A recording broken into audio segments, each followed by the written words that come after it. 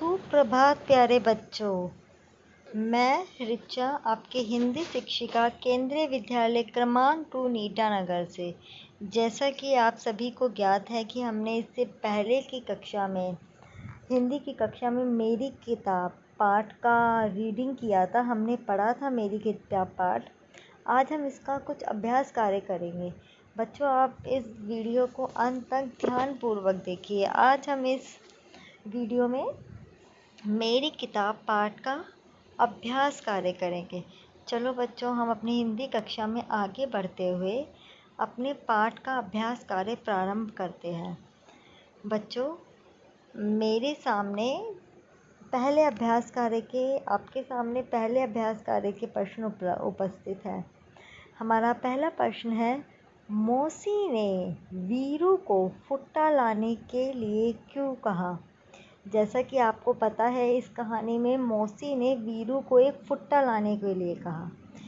आप सभी को पता ही होगा, हम चीज़ों को नापने या कुछ चीज़ों को नापने या तोलने के लिए फुट्टे का इस्तेमाल करते हैं।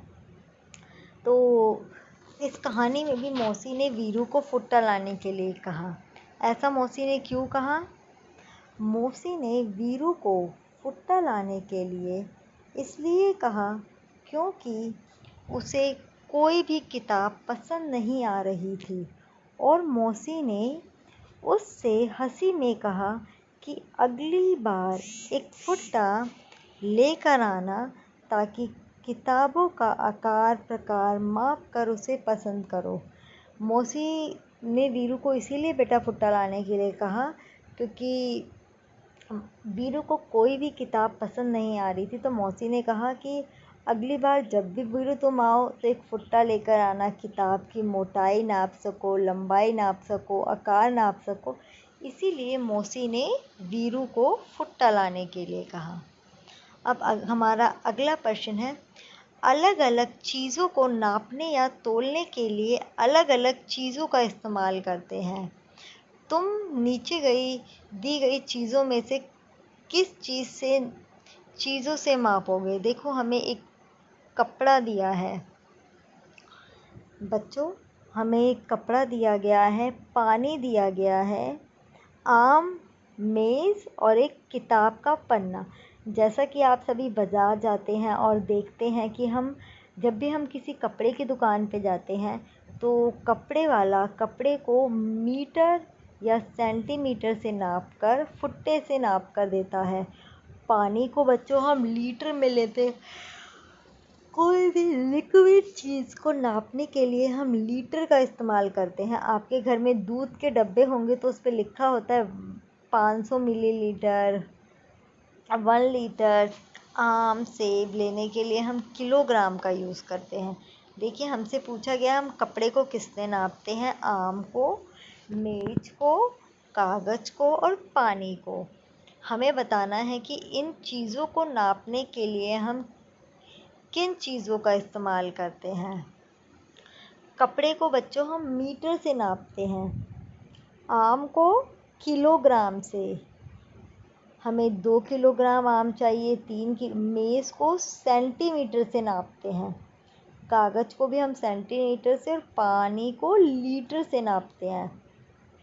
हम फिर से दोहराएंगे, कपड़े को हम बेटा मीटर से नापते हैं, आम को किलोग्राम से, 2 किलोग्राम, 3 किलोग्राम, मेज को सेंटीमीटर से या हम फुट्टे की मदद से सेंटीमीटर में नापते हैं, कागज़ को भी सेंटीमीटर से नापते हैं और पानी को हम लीटर से नापते हैं। अभी हमने नाप तोल से संबंधित 2 प्रश्न करे कि पहला प्रश्न था, मौसी ने वीरू को फुट्टा लाने के लिए क्यों कहा? हमारा अगला प्रश्न था, अलग अलग चीज़ों को नापने या तोलने के लिए किन चीज़ों का इस्तेमाल किया जाता है? हम अपने आगे प्रश्न की ओर बढ़ते हैं। आओ खेले अंताक्षरी। सभी को पता है, अंताक्षरी में आखिरी शब्द से गाना बनाया जाता है। आखिरी शब्द को पकड़कर नया गाना गाया जाता है।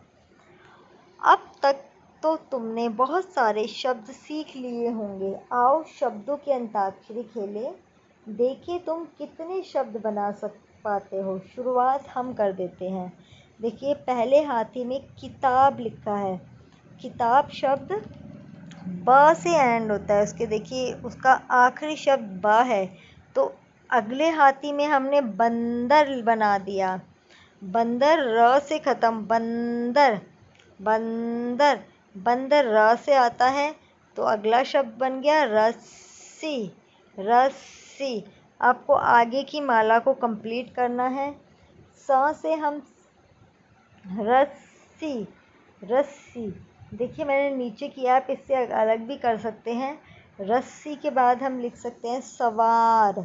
र से फिर एंड हुआ रथ, थर्मस, साथी, थाना।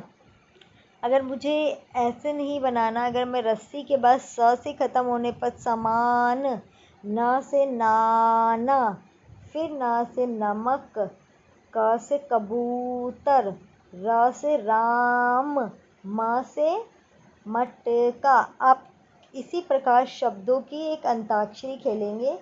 बच्चों, आज की आपकी क्रियाकलाप है कि आपको शब्दों की अंताक्षरी तथा ऊपर दिए गए कार्य को अपनी उत्तर पुस्तिका में करना है। धन्यवाद। अगली वीडियो के साथ मिलते हैं। Thank you.